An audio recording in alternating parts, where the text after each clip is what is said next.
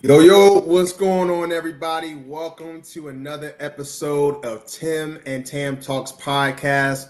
I'm your co host, Tim Nicholas, and we got my girl, Miss Tam, here, Miss Tam Watts, who is also the wonderful co host, my great co host. But tonight is a little different. She's actually going to be the guest tonight. So, what we're going to do, similar to last Monday, Tam interviewed me, being the church boy with childhood trauma. So we are currently in this series called The Church Boy with Childhood Trauma. Last week we talked about the cause, which was the things that Mr. Tim was into as far as being a church boy, but also, kind of living a double life, so to speak. And so what Tam is going to do tonight is she is going to be the one to kind of tell the effect of the church boy with childhood trauma, how that affects your marriage, your lifestyles, and things like that. So we're gonna dive right in. So, what's up, Miss Tam? How you feeling? I have all kinds of nerves right now. But I'm super excited to be a guest. I think because I'm out of my element and I'm not leading, I think that's why I'm just like, what's happening? But I'm ready. Let's go. It's gonna be great. It's gonna be really dope. And so, I'm praying for you, praying with you, and to the viewers and listeners, we are just really excited that you're here to join us. You could have been anywhere else tonight. We really appreciate you being here on a Monday night. So thank you so much. We pray that you'll be enriched, that you will just enjoy Tam's story. You will definitely hear a little bit about her, and you'll also get to hear just how she's navigated the waters, not only through her life, but how the effects of the church boy with childhood trauma really touched her and how it's really helped her grow as into the woman that she is today. So let's go ahead and dive right into these questions I have for you, Ms. Tam. So, I'm gonna tell you this right now. Like you told me last week, we're gonna be real raw and transparent tonight. So get ready, and to the viewers, get your popcorn ready because you're gonna hear a little bit of some stories from Ms. Tam. All right. So yeah, so we're gonna dive right in. So you're a very open, honest, and transparent woman. You have a book. You've written a book. You've also been, on multiple publications and podcasts. So just tell us a little bit about the things that you've been into, as far as social media and things like that. Yeah, so I currently operate a multitude of social media platforms. So, in terms of like what I do online, you guys may know me from Tam Talks.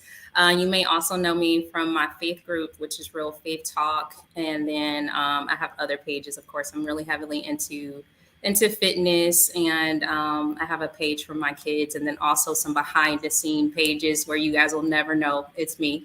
But it's but I'm online. It's how I communicate. It's how I do my ministry, and then it's always additional just opportunity for me to increase my family situation. So yeah, you may see me in a lot of different places. Absolutely. So, with these publications, what do you typically unpack? And, with Tam Talks and, just some of your other podcasts, what do you typically unpack? Yeah, so Tam Talks is going to be a little bit about what's happening in the world around me. So I talk about a little bit of pop culture, and then also, you may find me like breaking down like if I feel like people within our community aren't acting right, I may talk about those types of things. Obviously, my real faith talk is specifically around just building the church, the body as a whole, kingdom mindset, 100%, 1000%, just really being able to spread the gospel and also just be a beacon of hope to someone who feels lost. And everything else is really just other opportunities. So we don't have to get into that, but really it's just about progressive conversations and also talking about what's happening in the world around me. Good stuff. Shout out to you for all the things that you're doing. So I really applaud all the things you're doing, Tam. Real talk. So keep doing your thing for sure. But the viewers definitely want to know. Tell us a little bit about yourself. Outside of the things that you do, just tell us a little bit about you. Yeah. So I, it's so funny. I like to say, first and foremost, I'm a Christian, I'm a believer. That's where my identity rests. Everything that I am rests in who God created me to be. I'm a mom of two. I have a 16 and a 14-year-old that I'm so honored to be a mom. I feel like it's the greatest job out of everything that I've already named. It's the most rewarding thing out of everything that I've already named as well. Beyond that, I'm just down to earth. I'm a pretty chill female. Most people think I'm so serious all the time because I talk about a lot of serious things, but you will catch me smiling and laughing more than you catch me like angry or sad or any of that kind of thing. But I'm absolutely somebody who is, focused on breaking generational curses and, financially, I'm a financial advocate. I want people to be able to go and get after their dreams. And then just within the body, if I have to go back to spiritual, I'm definitely somebody who wants to lead by example. I'm not just the person that wants to tell you about God, but I want you to be able to see that when you hear me, when you see me. And those things are just deeply rooted in who I am. So, yeah. Stuff. I love it. I love it. I love how you have such an amazing Christian background and you've used a lot of your experiences that have really, molded you into the woman that you are today. So definitely a big thing. Definitely. So we're going to dive right in. Let's go ahead and just get to the meat of the conversation. Tell us a little bit about your childhood and your church background. Yeah, so I am the only girl of three. So I had two brothers, one older, one younger. How lucky was I to have Yes. surrounded by, protectors. I grew up pretty, I want to say, I would hate to say like very Cosby showish, but very Cosby showish. Like my parents, two parent household. We lived in the suburbs, pretty standard. We got to have family meetings. I get to tell my parents that I don't like something they did. Like I got to be able to be vocal as a youth. My parents really encouraged, my independence and communication and me having my own thoughts and things of that nature. And in terms of church, like I grew up in two separate churches. So mom and dad went to two separate churches.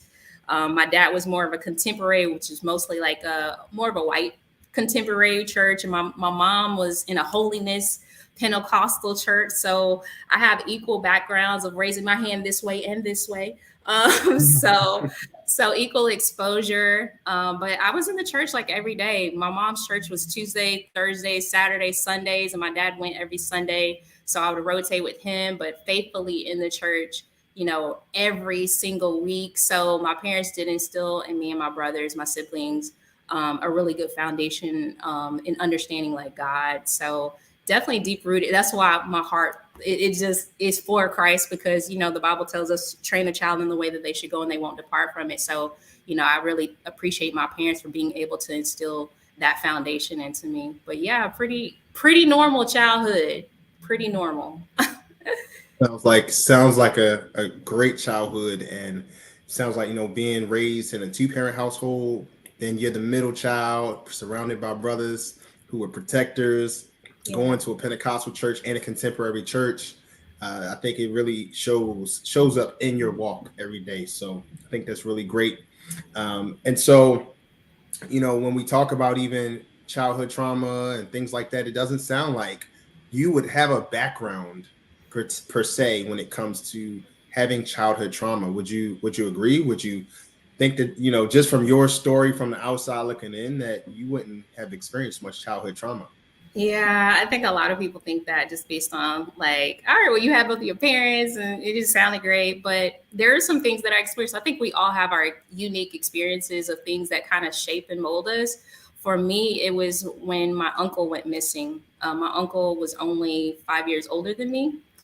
So he was like my favorite but closest uncle. And at the time he went missing, and to this day we still don't know what happened. So that to me kind of triggered me not to really get close to anybody for a long time because I was afraid of losing.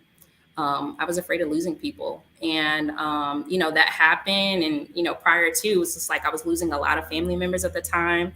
So I definitely had what I would call, I don't, some childhood trauma, which triggered something in me in terms of just like how do I deal with this so I don't have to go through this pain again. So a lot of my relationships, as I'll tell you my story, I was okay if people came or go, came or go. Like I was okay. I was just like, I'm a butterfly. Like I'm not really grounded. I'm not gonna cry over no one. Like it's just like either you're here or you're not. I'm okay either way. But yeah, I would definitely say losing my uncle was definitely a um, pivotal trauma for me because I just thought that stuff happened on TV. I just thought it was just like in the middle of the country and you got in a stranger's car. You just never think that situation would happen to you and your family. But it did. It did for me. Very sorry about what happened to your uncle and with him becoming missing. And I can only imagine what that could do to someone. As far as getting close to them. Um, Feeling vulnerable with them. I can understand that they could probably break something in you to want to be close. And so, I definitely want to apologize that that happened to you. Do you believe that the incident with your uncle, with that childhood trauma, do you think that that still affects you now to this day, to some I don't degree? I believe early on for sure. Like early on as like a youth, teenager, even a younger adult, it affected me. Um, but not today. Not today. I kind of, when you're capable of grieving the appropriate way and healing the appropriate way, you try not to let, like, I would call, like, in a sense, it's still kind of an abandonment issue, take full control over your life. So no, I wouldn't say it would.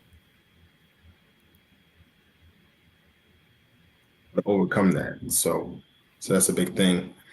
Well, we're gonna get into some other stuff about you, and we're gonna talk about marriage. So you have been married in the past, is that right? I have. I have been married before. Okay. Kind of. Talk to us about that. How old were you when you got married well, when you got married previously? And tell us the story. How did you meet? What was that love story like? Oh my goodness. So, I got married. I believe I was 21 or 22 when I got married. I feel like I was 22, maybe. Um, but how I met was, I came home from college, and my dad, typical dad, wanting me to be independent, was like, "Hey, go to Walmart and get your oil changed. Make sure that's done before you get on the road and go back to school." And I go, and at this time I was like driving my parents' Lexus, so I kind of was like, feeling myself. So I go to Walmart, and he's like the guy behind the counter at Walmart. So, and the first thing I noticed about him, he has like light colored brown eyes. I'm like, okay, his eyes are cute, right? And I asked for his number. Like, I'm literally on the phone. This is how playa I was. I was on the phone with another dude asking him for his number. I'm like, Wow. You I was hear like, that, yeah, guys? write the Fellas, hold number on. And down. fellas, you hear that? They do it to us too, okay? I was completely on the phone with a whole other guy that liked me at the time, and it was so funny because, and I was dating someone else at the time. Yeah, I was. Yeah, I was something else back then. Player, I was jeez, something else back man. then. And he gives me his number, and we start to talk. Like, I was like, we'll just be friends. At the time, I was just you collect phone numbers. And I was just like, we'll just be friends, whatever. I'm going back to college. I'm not really worried about this guy. And we start to talk like very often. And one of the things that we talked about often was God, right? So we would be on phone calls, and I think he was kind of new to ministry. He was a pastor. He was like 19, a pastor, and back then it's really kind of unheard of. You see it a lot more now, but back then it was really unheard of. And that drew me into him. I was like, oh, I can actually talk to somebody, about God and have that foundation. So, that definitely intrigued me about him. And when I broke up with my boyfriend at the time, I was just like, yeah, I broke up with my boyfriend. He was just like trying to squeeze in there, and I was just like, I'm not attracted to you. I'm not attracted to you like that. You cool, but I'm not attracted to you like that. And so he pulled a me on me, Tim. He pulled a me on me, and he was just like, all right, bet, So he didn't call me anymore after I said that. So I was like, okay, so we can't be friends. So I felt like a couple weeks had went by, and I was just like, I miss talking to him. So I was just like, well, maybe, maybe it's me. We have very good conversation. Maybe it's me. Maybe it could be something. We have our foundations. Why don't I like him? And that's literally like the first time where I kind of took the initiative with the guy. He was like the first time. He was the first guy I've ever done that with, and We literally started to date. So I was 19 when we started to date, and I think I turned when we got married. I was 22, 22 and pregnant. Tim, 22 and 22 and pregnant, pregnant. Wow. Okay. 22 and pregnant. Yep. So you're 22, pregnant, the first child on the way. So let's talk more about the marriage. Let's dive a little bit into that. So overall, you're 22, married. How was the marriage? And when I say that, let's talk about some of the pros in the marriage and some of the things that you could have done without. Let's talk about both sides of that. Yeah, I would say the marriage was the marriage was it wasn't what I thought marriage should be. Um I feel like we started our marriage I felt like we started our marriage and we both were kids. Like we both didn't know love languages. We both didn't know to communicate effectively and all of those crazy things. I feel like one of the most beautiful things that we both agreed on early on in our marriage was foundation, and then also outlook. Like we both we knew we wanted to be like successful individuals, and I think the idea of being able to do that together also kind of was beautiful because not everybody has ambition. And I think like I was like foundationally, it doesn't matter like the issues that we may have, we have our foundation, so I'm pretty confident that we'll get through anything. And but ultimately some things I could have did without. Like we were off and on a lot in our relationship. And when I say off and on, I mean like he would leave the marriage and then I would let him come back and we would come back, or I would beg for him to come back in our marriage. um and we did that for many years. We did that probably up until our divorce in 2014. Oh, no, actually, probably even after the divorce, if I'm being honest. But the marriage was hot and cold, Tim. How many years were y'all married? 7 years. Um, one thing that you did mention, throughout those 7 years of marriage was, and prior to, and you met him, and he was a minister, even at 19 years of age. And so you can already tell that he was heavily involved into church. He knew the Bible. He was, that type of man. And I'm gonna even go back to your quote on how this whole thing with the church boy with childhood trauma started. Now, for our viewers and listeners, how this whole series started was Tam put a post up back on November 4th. I'll never forget, November 4th, 2022. And I was up it was like a late Friday night, early Saturday morning. And you put a post up that says some women go for the bad boy and some women fall for the church boy with childhood trauma. And that's what sparked this entire conversation, was because of that post. And so you fell for the church boy with childhood trauma. Obviously, there were things that you could see being hot and cold in that marriage that would make you say he has some unresolved issues and traumas that he needs to deal with, right? And so being heavily involved in the church, that was probably a great thing for him, as far as having that position and that title. But he did commit one of the cardinal sins of the covenant by committing adultery. Is that correct? It is. When did you first find out that he was cheating on you? So I always knew he was talking to other women, if I'm being honest. I just never knew the extent of certain conversations. So I knew very early on, if I'm being honest with you, Tim. Like I knew very early on, and he would be like, "Oh, but I hadn't done anything. It's just like I'm just talking." So it started with like that, and then it would go to him leaving the still married to go be with other women, and then he would come back. And we kind of played that game, and I wasn't sleeping with anybody else. I was heartbroken anytime he would come and be like, oh yeah, well I did, on our break while we're married, on our break, I did sleep with other women and da da da da. Da. So I kind of went through very like years of him getting exhausted of being in the marriage, but calling treating the marriage as if we were dating, and then he could go have sex with other women, and then just come back when he feels like, oh well, I want to get back to my family, I want to try it again. So I knew very early on. In retrospect, I say I ignored a lot of red flags, um, all of the sake of, I told myself marriage was a vow that I was never going to break. I told myself, I was like, I'm not getting divorced. Like, I'm just going to fight through it. I'm going to pray for him. I don't care if he falls. I'm going to be the wife that covers my husband. Like, I've always been that woman. And you know what? When I get married again, I'm still going to be that woman, but I'm going to make sure I'm with the right man, to be that with. I'm not, trying to be that type of woman for anyone.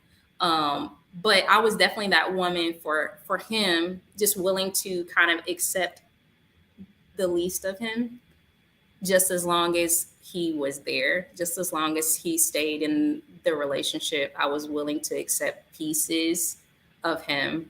And, that's on me. I blame myself for that. And just not valuing myself and really understanding the Bible as much as I do today and things of that nature. But yeah, the signs were always there for sure. Bill, do you feel like he coerced you with the church boy mentality? Do you think he coerced you in any way with that? Yeah, I I know for certain like he knows my heart in terms of like my faith. I think anybody who's close to me knows my heart in terms of my faith. Um, but I definitely feel like he used my faith as a way to get to my heart. And then, once you have somebody's heart on that magnitude, like you'll always have it, right? There's nothing you can do to basically that when two become one, there's really nothing you can do to unbreak that unless you just, blatantly decide to do it yourself. And I definitely feel like he used that to get to my heart for sure. But even if he didn't, you know, I have to accept my part. Like I'm just kind of in this position, Tim, where it's like it seems like, in one aspect, it may seem like he was being manipulative and he used the church to try to get in my panties, like something crazy like that. But I can't wholeheartedly say what his full intentions are. I just know that, you know, being somebody that's a minister, I know the expectation of what I thought he was as a man of standard or a man of God. And he was not that. He was not that at all. And after a while, he stopped pretending he even was that. So, yeah. You know, your story so far is a cautionary tale for so many women. I was just having this conversation with my wife 2 nights ago about how we as men sometimes will do and say the right things in order to get what we want, right? And so that is the unfortunate thing. So while I can understand you saying, I saw the signs and I did see, the red flags and those things, but you still saw a man's heart who appeared to be chasing after God's heart, right? Who appeared to be chasing after God's word, who, appeared to, he really was a sheep in wolf's clothing, I would say. And I'm only speaking that because I've been that man, of course.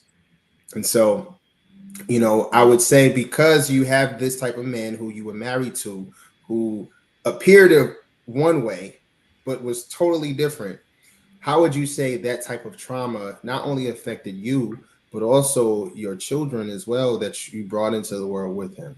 hmm So, I would say it does like this mental abuse on your whole psychological, like it's like seeing somebody in the church and then seeing them do what they do in the church, hearing them preach, um seeing people look up to them in the church or their connections in the church, and then behind closed doors you're getting this different version, this Dr. Jekyll and Mrs. Hyde kind of a version. It kind of, if I'm being honest, it makes you crazy because you start to question what to believe. um he's like, is this version outside of these four walls who you are, or inside of the four walls who you are? And I think when you love someone, you want to hope that the better version is who they are. You don't want to believe that the worst or the least version of what they've showed you is who they are. So it definitely did a a work on me for sure. um and almost made, it just made me question, like, okay, am I, maybe I'm wrong, maybe he's always that way, and I'm making him be a different way with me. I'm forcing him to be this way with me. So it made me internalize like everything good about me, everything bad about me. It made me like shake up every single thing about me to the point where I started to lose like my identity because he had two. He had two, and Yeah. I started to have none. Like he took both. He took both of those, right? He took mine away and he carried two. So it definitely did for sure a number on me. And in moments it made me more vocal, and in other moments it made me more silent. And I never quite really understood what was my reality versus what was fake. So it definitely did a number. And then, with my kids, for sure, it did a number. I remember like getting a divorce or going through the process of getting a divorce, and my kids were like, where's daddy? Which is like the worst place your kid can ever be. But he's gone, living his best blessed life. And the moment the kids finally talk to him, they're crying for dad. And I get the phone back and he says, why are you manipulating the kids to do all of that? Like, so it just became one of those one of those things where it's just like the whole family was jacked up, all for the sake of his happiness. And you know somebody has to clean it up. I was left to clean up like the carnage, to be honest with you, Tim. Yeah, I can see that. And so many times this happens, unfortunately, where the man gets to go live his life while the woman is left holding the bag, cleaning up the pieces, trying to ensure the kids that mom still loves you, dad still loves you, and while you are at, in bed crying yourself to sleep on most nights, and so I just am definitely sorry that, if anybody's never really told you, I'm sorry that that happened to you in that way, and I just see your strength, and we're going to get to a little bit more of that in a minute, but overall, has he taken any accountability for the things that he's ever done to you? That's a great question. I would say there have been pockets of accountability. Um, but I would also say it's quickly diminished because he either A, went back to the same behavior, or B, I've heard him apologize. So I'm being honest. He does podcasts and things, but I've heard him apologize about like how he's treated me more online than he's ever told me to my face. So for the world that may watch him, it may look like he's an accountable guy. It may look like he's taking ownership, but he hasn't really had a conversation with me and said, you know what, this on me. This is, I did this to us. I did this to our kids. Yeah, we hadn't had that conversation. Or if it was a pocket, it would be like, well, I'm sorry. And then back into gaslighting or back into, more trauma. So, yeah. So how does that make you feel that he can apologize to the entire world, but he won't really take full accountability with you face to face, how does that make you feel? I think initially I was hurt. I had a conversation with my dad. Initially, I was hurt, and then the other aspect was I felt validated because I told you earlier it felt like I was going crazy, right? So you're like, well, if they're not apologizing, maybe I'm blowing this out of proportion. Maybe it's me.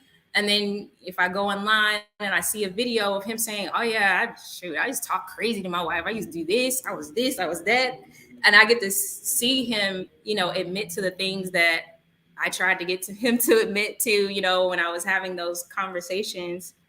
It validates something in me that was never validated when we were together, and but it also kind of, if I'm being frank, um, it doesn't do anything. It doesn't give me any kind of peace or any of that. It just makes me feel like everything is if I'm being honest, for show for everybody else. It's for whoever wants to watch and whoever I want people to think that I am. It makes me feel like that. Powerful. That's really powerful because it's one thing to tell the world that you messed up, but it's another thing to look that person face to face, eye to eye, and say, I really hurt you bad. I'm sorry for the things that I did to you. I'm sorry for the ways that I've hurt you. It's very hard to do that, but it takes a real man with real courage and real strength to do that.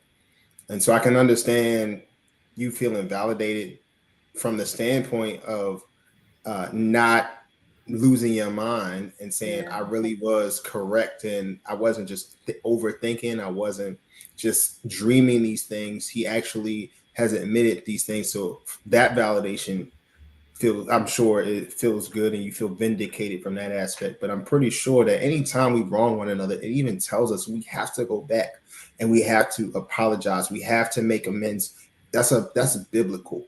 And so if you don't have the strength to do it or the mentality to do it, but you're willing to do that publicly, that really to me it seems like you just are, just like they talk about in the Bible, where you're praying in the streets or trying, to be seen as opposed to doing the right thing, you not doing it privately. Like we supposed to pray in private as opposed to praying out loud, and things like that. And so that's what I kind of caught from that, and so he's had a trajectory of childhood trauma. He put it on into you, he put it into the marriage with the family, gaslit, all those things. And so my question to you is, you are an overcomer and I'm proud of you for overcoming that marriage. um, but I guess, how have you decided to use the trauma that he has placed into the marriage or brought into the marriage that was unresolved?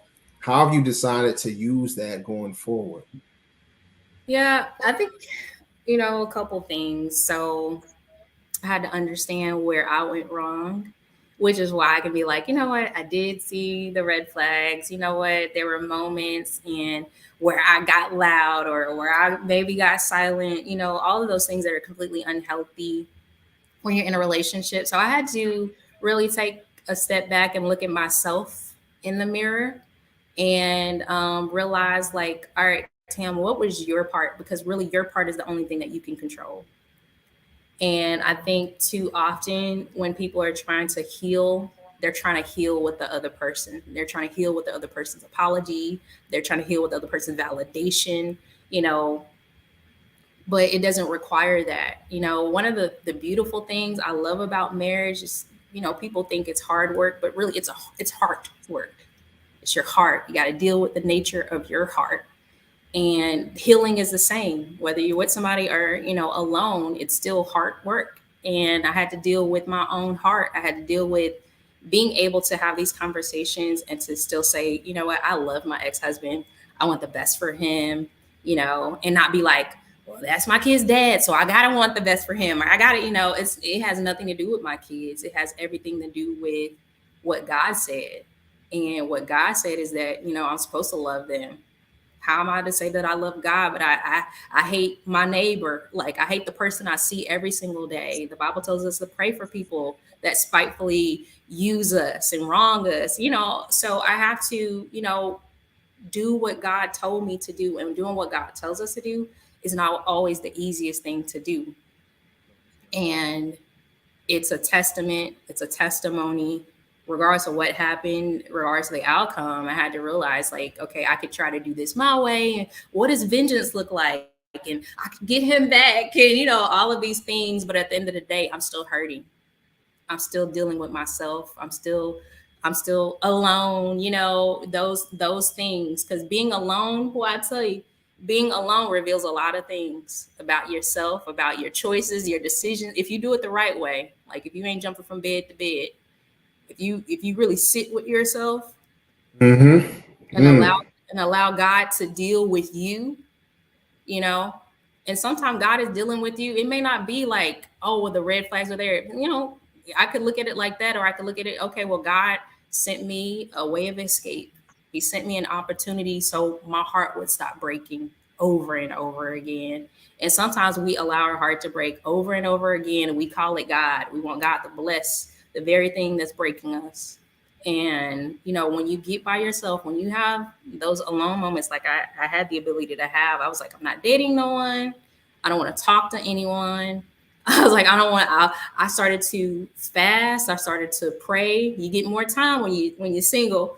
I started to fast and pray more, and God was just like, all right, well, I'm gonna fix you, and you can't worry about him. You can't worry about your kids right now. I'm working on you. And I had to sit in that. And it looked like therapy, and it looked like prayer, and it looked like surrounding myself with people who would glorify God with me, you know? And I had to let go of some people, Tim. I lost a lot of friends in transition, and it broke my heart. Like people that I was like, I thought were loyal, people I thought were going to ride with me until the wheels fell off. I lost a lot of people. I lost family members in this transition, people that were still associating with my ex, my abuser at the time. And I was like, I can't connect with anybody that's associated with him because it's breaking my heart. And if you with me, you got to be with me. And if you're not with me, then you got to make your choice. And I hate to be that way, but I'm going on this journey, and I don't need anybody telling me what he did. Like I don't need that. So I lost a lot of people in transition. But I think when you lose a lot of dead weight, you could fly a lot higher. And I was able to fly a lot higher because I let go of everything that was dead in my life, everything that wasn't growing and going. I had to let it go. And it wasn't easy, but God is faithful. And, I had to walk it out every single day. And there were days that I cried about it. You mourn the loss. I had to mourn the loss of what could have been, mourn the loss of what could have been for my kids, mourn all of those things, mourn the loss of God. I really wanted to complete this vow. It was on my heart to do it. But I had to let it go, and I had to trust God. And that's what I've decided to do every day. It's a choice. I had to decide to trust God anyhow. And that has helped me tremendously in my walk, in my journey. Good. That's good. Definitely impactful, and I'm proud of you for your growth for sure. And you have come a long way, through that. And so, real quick though, as you guys know, we're gonna pause real quick, and then we're gonna get back to some of the questions I had for you. But as y'all know, we're gonna make Tim and Tam Talks podcast an interactive experience. So, Shanika loving the Asia, what's good out there? Thank you for your question. We see a question here where you're talking about asking, how do you deal with your triggers if you are now dating? So if you would like to speak on that, if you are currently dating, have dated in the past, how have you dealt with your triggers? You have somebody out here that would love to know that, Tim. Yeah. So yes, I'm dating. Let me go ahead and answer that question. Answer the question. Yes, I'm dating, and I think the way that I deal with my triggers is just I'm in constant therapy. And I think a lot of people think when they go through a healing process, they 6 months and I'm healed and I don't have to worry about it no more. But that's not how healing works. Like every single day I'm shedding, like the Bible tells us we're dying daily. So I truly believe that about our lives and how we heal and how we process and how we grow. So for me, I still go to therapy every week, faithfully checking in and really capturing those tools to not react. Because I honestly, like, one of my things is like I react to a lot of situations, or I have been like reacting to a lot of situations in the past where I would just, if somebody's at a 10, I'm gonna go to a 10. And I wouldn't be like, you know how they say cooler heads prevail. I wouldn't be the cooler head that prevailed. I would be the person where, like, no, you're not. If you're gonna be disrespectful, then I'm gonna be disrespectful. So I had to learn, like, I can't react to every single thing, like, because it's that's just going to drain your energy. And especially if you're not somebody who you're at a 10 always, like, you can be at a 10. You know how people be at a 10 and then all of a sudden they act like nothing happened and you over there stressed out. You're like, wait, we was just at 10. Like, what you Yeah, like, yeah. how are you like, how are you chill? And That that matching energy is a beast. is it drains you when you try to match someone's energy and that's not who you are. It will drain the life out of you. It will deplete everything about everything good in you. And I had to realize that because, people around me were like, you acting like different and, you're tired. Like, and I was like, what's going on with my energy? And I had to realize it was being zapped because I was reacting to people that hurt me, rightfully so. But still, like, I learned, like, when people do stuff, they're trying to get that reaction out of you. So I don't even allow, people to hold that much weight in my life to the fact where they get to control my energy like that. Now it's a case by case scenario. It's something that I work on every single day. But I would say, like, for me, it's just therapy has been so tremendously helpful that I used to never be the person that would leave a situation. I would just try to, oh, we gotta fix it, we gotta work it out, let's go ahead and resolve it, let the sun go down on your wrath. Like, I would be that person to try to, but sometimes when you're doing that, you're adding more fuel to the fire. So now I've learned to kind of take a step back and to walk away from situations that aren't serving, the parties involved. And if it's going to disrupt my peace or my energy, I know people say it, but if it's going to devalue my peace that I've worked so hard to get, take me steps back that I've worked so hard to get, then either A, I need to reevaluate the relationship for that person that I'm dealing with, or B, I just need to take a beat. I need to take a break and allow the situation to work itself out. Because sometimes the situations work itself out. You ain't got to be in control of every single thing. I'm gonna add on something to that. So, Shanika, if you listening, and to anyone else out there that's listening, when it comes to triggers, so trauma produces triggers. Triggers should produce a spiritual endurance, if that makes sense. What it should activate, it should activate a spiritual endurance for you to lean onto God to get the direction that you need to get in order to have some type of direction on what you should do about that trigger. There's nothing wrong with having triggers because we all have traumas in some way, shape, or form, right? So when those traumas produce the triggers, you should automatically say, God, I need to work on this trigger. God, give me the direction and the guidance to work on this trigger. It's okay to have it in relationships when you're dating, because number one, the person that sparks the trigger is not the enemy. That's not the enemy. The enemy is when you don't deal with it. That's the problem. And so don't be upset with the person that produces the trigger. Don't be upset when the trigger manifests itself. What you do is you immediately call out to God and say, God, what do I do with this trigger? I got it laid right here in front of me. I can't really deal with it by myself. I need you to help me in this situation. So who do I need to speak to? Do I need to speak to a counselor? A grief counselor may be something where you're dealing with something, where you're grieving something. You may be grieving the death of a relationship or the death of a loved one. And it may trigger something in a relationship that you have to work through. And so the trigger part is not something that is particularly bad. We always want to label it as bad because it's triggering, but there's grace in the trigger when you activate your spiritual endurance. So that's the one thing that I also would encourage you to, is that, listen, when it lays out in front of you, you got to do something with it. And then you got a fork in the road. You're in the middle of the road. What are you going to do? Are you going to choose to deal with it this way? or you're going to be led by the Holy Spirit to say, listen, where do I go as far as the spiritual guidance? I need this endurance to really activate something in my faith. So that's what I would also encourage us to, to do, is to really find out what is the trigger, why is it apparent, and how can we really deal with it and solve it so that it's not a problem in our relationships. I have dealt with my share of triggers. I understand, because I've dealt with so much trauma, but I don't necessarily take it personal with the person that activates my trigger. It's really it really is a reminder to lean onto God for that trigger. Mm-hmm. And so that's my encouragement to you guys, is understanding that the trigger is not the enemy. The person is not the enemy as well. It's God getting your attention to lean more onto him. So that would be my encouragement as well. So we're gonna dive right back into it. Thank you so much for the question, Shanika. Really appreciate it. And my boy John Anthony, what's good, John? He also said, "Teach me through your word and the Holy Spirit how to deal with my triggers." That is very true. Amen. You gotta go through the word. I'm telling you, if you don't have a Bible app on your phone, I'm telling you, you can go to the Bible app and you can even type in triggers, and there will be Bible plans on it. There will be different scriptures on it.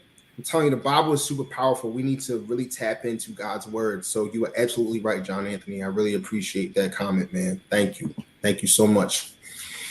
So we're going to dive right back into it. I got a question for you next. So oftentimes there are women who choose the bad boy, and there are women that choose the church boy, and I'm pretty sure you've had your share of both sides of the spectrum. Watch yourself. Watch yourself. Hey, nah. You 19, 20, 21, and you had one dude on the phone. You had a dude behind you with the green eyes, light brown eyes, and you had another dude. So we ain't gonna say, we already know you done dealt with both sides of the spectrum. You know what I'm saying? So nonetheless, though, and it's cool that you done dealt with it, because you was married to a church boy with some trauma. So, in your opinion, though, because you have dealt with both sides, which man has the capacity to do more damage psychologically to a woman, that bad boy or that church boy with childhood trauma? The church boy with childhood trauma does more psychological damage. And I'm going to say the reasoning is because when you are with someone that is quote unquote so-called a bad boy, you know what you're getting. You know what to expect. It just kind of is what it is. When you're with someone who is a church boy and they have childhood trauma, 9 times out of 10, they are masking their trauma under the church, and you don't initially see it. You get to see what they want you to see. And like I was saying earlier, it's like one of those things where you're surprised with their behavior. It's like when you have a good kid and they always do good, and then they do something wrong, you're like, what? Like, how did this happen? You're surprised by it because you're like, this is not normal. I wouldn't expect this out of you. Like any good parent would say, I wouldn't expect this out of you. And I think when you marry somebody who has that childhood trauma, it's not the fact that they have trauma, it's the fact that they're typically doing things within that trauma. They hadn't dealt with it, so it could be reoccurring, and those reoccurring things happen, and often they hurt the people that love them the most. I would say that I would agree.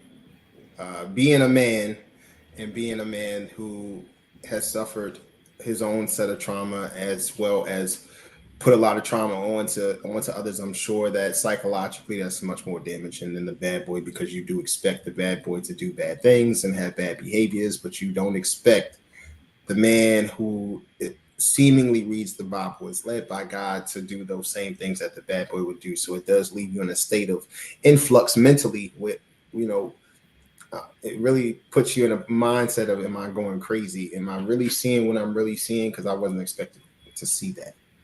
So I can understand that completely. So thank you. Thank you for sharing that. So because you married what you thought was, quote unquote, the safe choice, right? Does it make you apprehensive to fall in love again?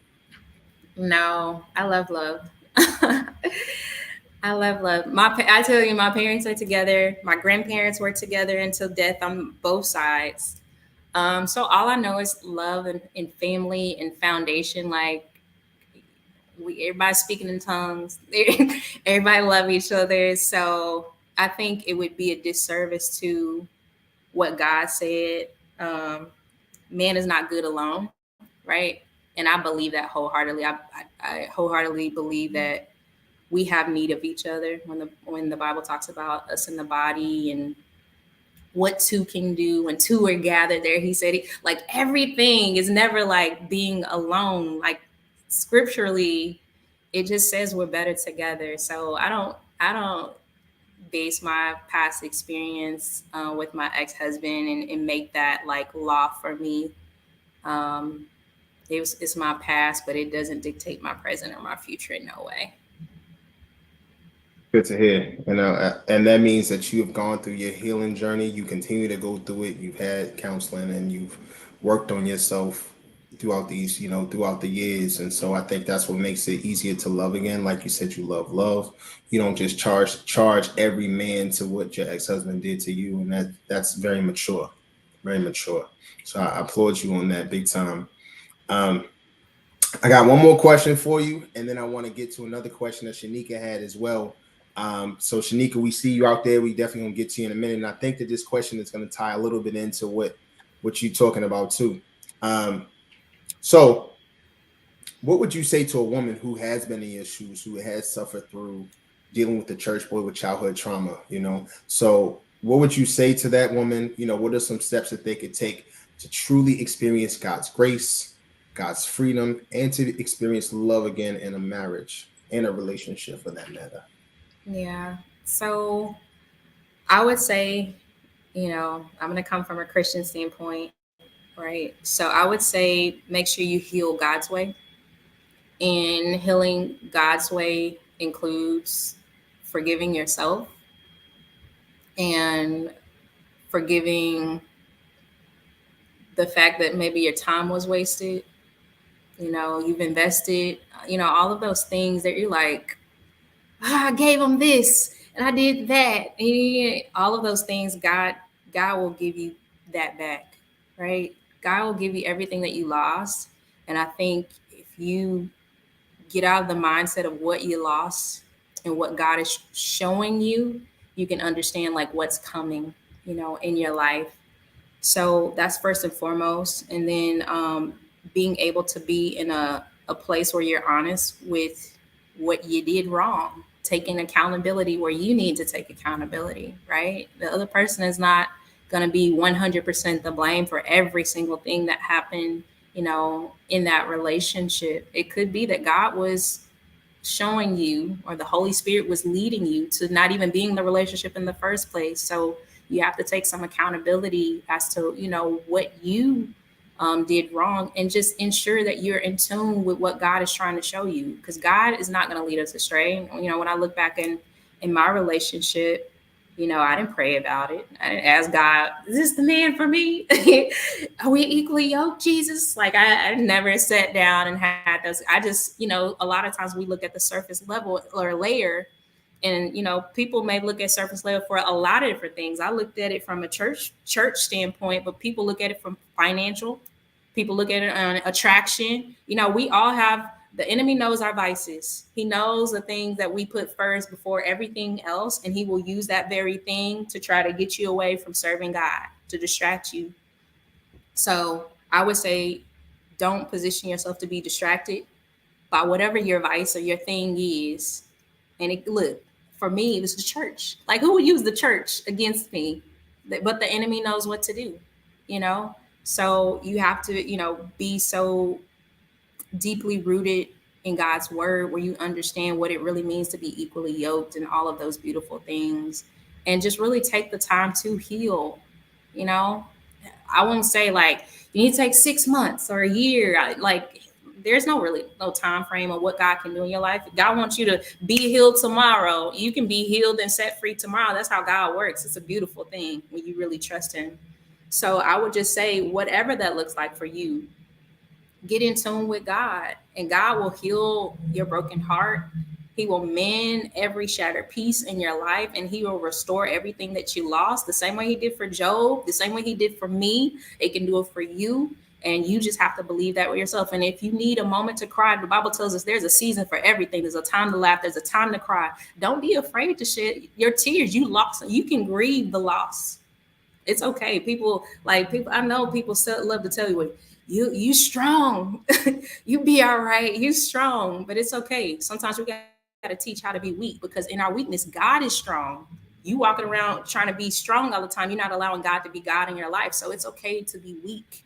It's okay to let go. It's okay to say, God, I believe in you, but help my unbelief. I don't know what's happening right now, but God, I trust you. So it's okay to have those vulnerable, honest moments with God. I know people say don't question God and all of that beautiful, but when you have a relationship, you're gonna ask some questions. God, I don't really know what's going on. God, can you give me some direction as to what's happening? Because I just don't understand. God, I trust you, but God, help me. Like, it's okay to be vulnerable and honest with God. And when you do that, you're actually building your relationship. And don't just talk to God. Have quiet moments. Like, work on your muscle just to be silent and let God talk to you. A lot of people just go pray. Yeah, praying is fine. But when's the last time you let God say something to you? And that's how I built my spiritual man. And one of the other things that I had the ability to do, I'm abstinent right now, so I am dating, but I'm absolutely 100% abstinent. I'm not watching porn.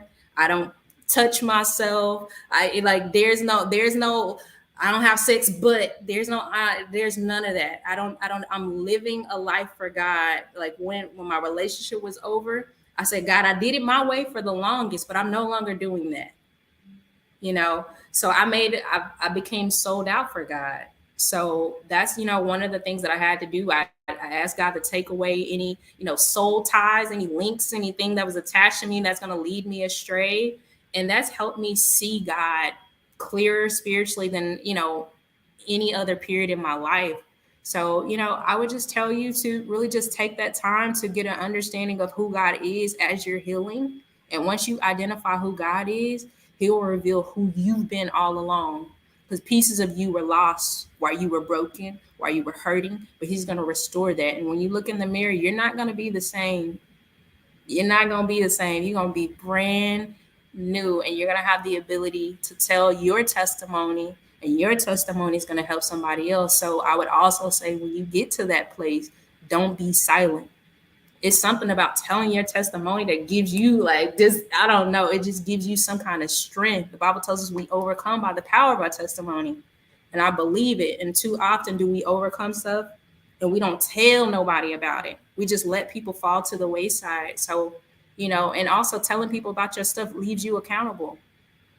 It leaves you accountable to keep going, to keep moving forward. So I just want to encourage, anybody who's been in my situation, that you are not your past. You are who God created you to be. It doesn't matter what your experiences are. Who God said you are is what matters. No matter like what you've dealt with, you can come out on the other side better. I'm a living witness. Thank you for sharing that. I loved every bit of it, and like you said, you took us on a journey on what that healing process looked like for you, and also knowing the sacrifices that you had made, becoming fully abstinent, sold out for God, doing something different, which is away from the norm. So many times we want God to bless us, but He's not going to bless a mess. And so, if you're not going to be willing to be vulnerable in that space, vulnerability, I believe, it births a new level of self-awareness when you're vulnerable with God. It births a whole new level of self-awareness about yourself, and you're able to sit still in the presence of God a lot differently, a lot more comfortably, when you can learn to be vulnerable with God and just sit there. Even in the vulnerability is like really sticking your feet in the mud. You're going to move slower.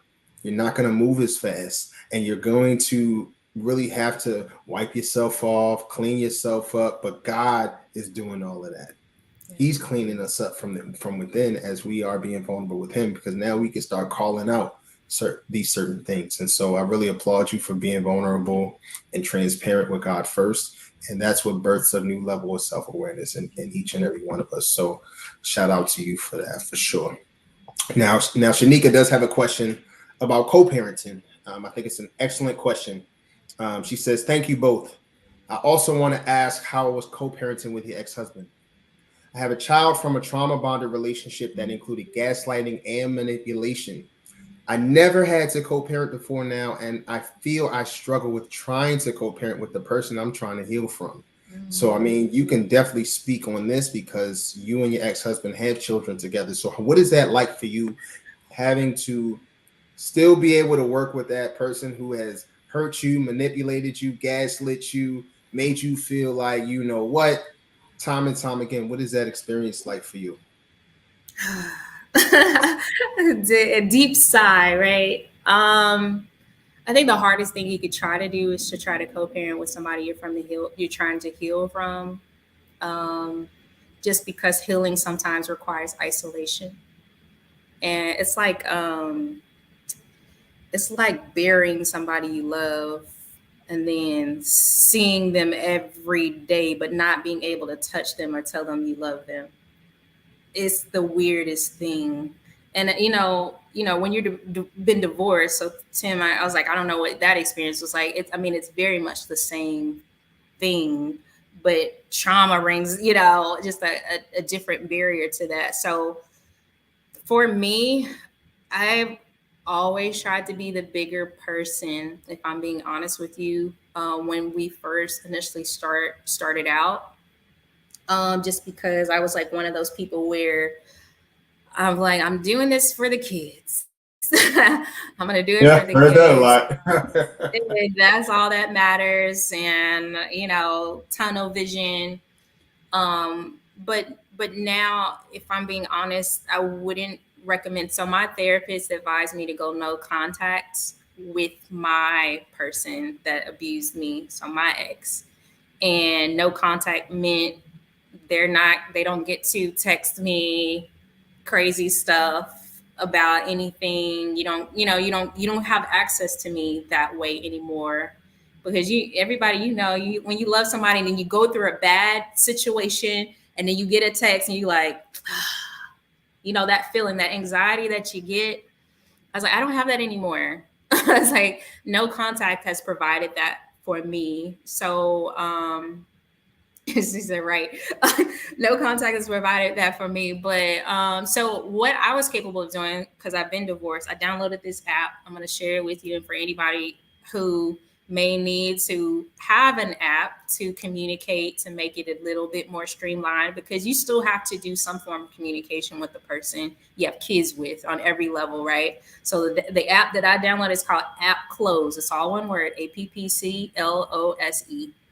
And basically, it tracks all of your conversations. You can print them out. So if you ever need to go to court, not to say that you would need to, but if you ever need to go to court, you can print out transcripts of all your conversation. And what that does, if I'm being honest, it keeps both of us aligned. Because if one of us get out of alignment, and we saying something crazy, and we know the other person can take the other person to court, you're going to be a bit more mindful in how you communicate, and the things that you say. So, for some people who may not have the appropriate skill of communication and you want to hold them accountable, this app might be best for you, because in text message, people, they have thug thumbs sometimes. Yeah, the thug thumbs. We got some real G's that are that like Yeah, to and talk like this, right? they will say anything to you via text message. And basically it's just holding both of you accountable if you have to do that. It has a calendar on there, so if you got things that you're doing with the kids, they get to see all of that stuff on the app.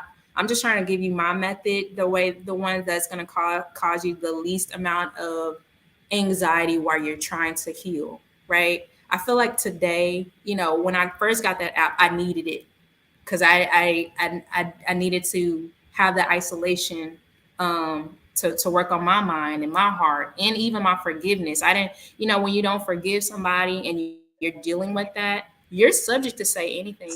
You're subject to not even talk about the kids. You're subject to start talking about how they hurt you and what you're still dealing with, because trauma has a way of, of echoing. It could have happened 20 years ago, but it'll echo as if it happened yesterday.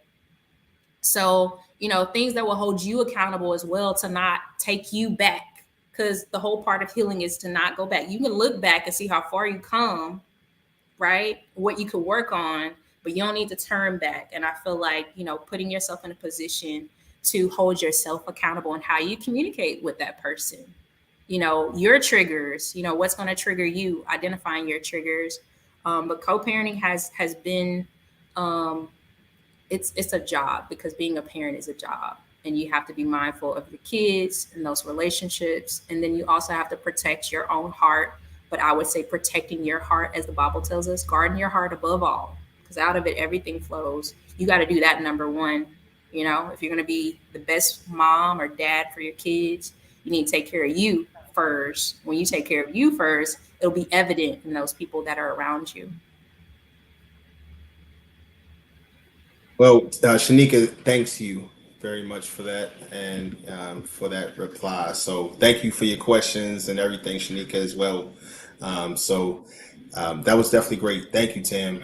You are officially off the hot seat. Off the hot seat, B. No, this was great. This was such an amazing journey that you walked us on tonight. Just understanding your story. Your story has definitely been one of resilience. It's been one of triumph. It's been one of struggle, but it's also just been, there's been one main constant, and it's been the Lord Jesus Christ on your side. And he has allowed you to overcome every single thing, and you're able to date again. You're going to be willing to love again, be married again, and God is going to bless you beyond your wildest dreams, because he allowed you to overcome something that was so traumatic through that state. But look at how you're thriving into the space now. And so, as your brother in Christ, someone who cares for you, I am proud of you for the things that you have done to overcome the church boy with childhood trauma. So congratulations, you are officially off the hot seat. Awesome. I mean, I don't want to be on this seat anymore anytime soon. Hey, you had me on it last week first, and it was nerve wracking, to say the least. But we made it through, and once again, just so grateful and honored to know you and to also be doing this with you. And we just believe that us coming together will bring a lot of healing, a lot of conversations, and things that we need to talk through in our community. We're here to elevate the culture by having these conversations, but most importantly, we want God to be glorified through these conversations as well. So we just thank you so much for tonight. We thank you for joining us from wherever you are. If you are watching live, put L if you're able in the chat. If you can watch the replay, go ahead and put R in the chat as well. We thank you for being interactive tonight as well. So, we just look forward to even connecting with you next week. We are in a 10-part series. We are going to be doing part 3 next Monday, 7:30 p.m. Central, 8:30 p.m. Eastern. And we are just looking forward to just bringing a lot of these conversations to you. So we just look forward to it. So those are my closing remarks. Tam, you got any closing remarks? Yeah. So yesterday was Father's Day. So happy Father's Day to all of the present fathers. Like, you guys are amazing. Y'all don't get enough credit, but I just appreciate all the men of standard, the men that are leading their homes, being examples. You guys are phenomenal. So I hope you had Tim, you as well.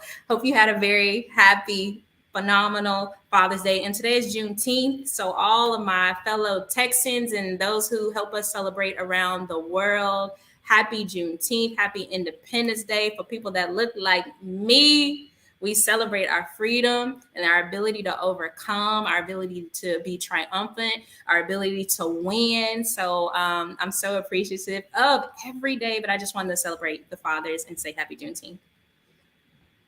Sounds good. I'm gonna definitely piggyback off of that. Happy Juneteenth to everyone out there. We celebrate our Independence Day today that look like us. Very proud and very honored to celebrate this day with you, Tam. And we just thank you so much for joining Tim and Tam Talks podcast tonight. You look for us on YouTube, Facebook, all the publications, all the social media channels and outlets. We look forward to seeing you next week. God bless you. Have a good night. Be safe where you at, and we'll see you next Monday. Yo, Bye. peace.